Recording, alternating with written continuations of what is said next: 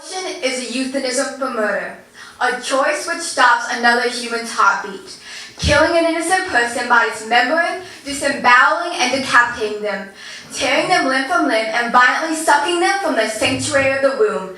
That is homicide, murder. Nowadays, abortion has become a woman's right, synonymous with healthcare and female empowerment. However, that couldn't be further from the truth. Moreover, we dress abortion up with catchy slogans like, "My body, my choice," but it's the life inside a woman's womb that will be extinguished. Every incident of human rights abuse dehumanizes its victims. Slaves were called less than human and nothing but the property of the owners. Jews were called inferior by those who sought to exterminate them. And now, unborn children are called everything from clumps of cells to parasites. How can we fight so hard against discrimination every day, but turn a blind eye and allow citizens to kill unborn babies based solely on their size and location? We must stop letting history repeat itself.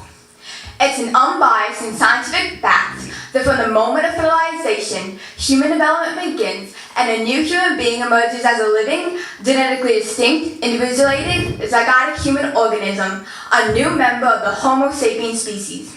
Everything about you and me is genetically the same as it was when we were zygotes. An 8-week-old fetus already has a beating heart, brain, organs, nerve cells, eyes, ears, mouth, nose, tiny arms and legs, and the ability to move. So how could it be okay to kill them?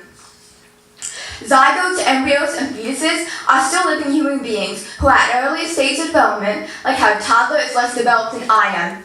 It's easy to understand, so tell me again, why are we allowed to kill them just because they are not born yet? Every year, over 44 million abortions happen worldwide.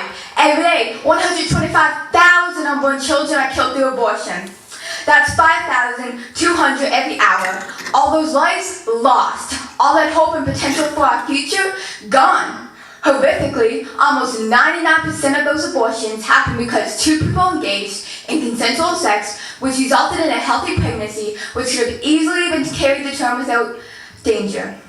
Statistically, only 1% of all abortions performed in Canada are of a high case category. That includes rape, incest, and the life of the mother or her fetus being in jeopardy. Only 1%. That hardly justifies the disturbing volume of abortions which happen every single day. In Canada, fetuses can be aborted at any stage of pregnancy. Since legalization of abortion in Canada, 2,618 babies were born alive due to unsuccessful abortions and grotesquely murdered or left to die thereafter. That's 55 live birth abortions annually in Canada alone. Some babies are born only after 5 months. Are those babies not human? No, we would never say that. However, abortions are performed on 5-month-old fetuses all the time. Could it be that we only call unborn babies humans if they're wanted? I know that most people would say the mother has a right to abort.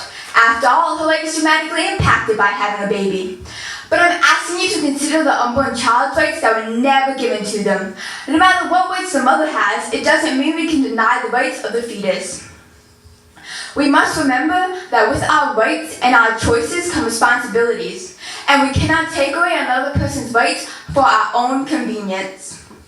Now let's talk about the negative effects of abortion. 1. Complications of future pregnancies. 2. Clinical depression and anxiety. 3. Suicide.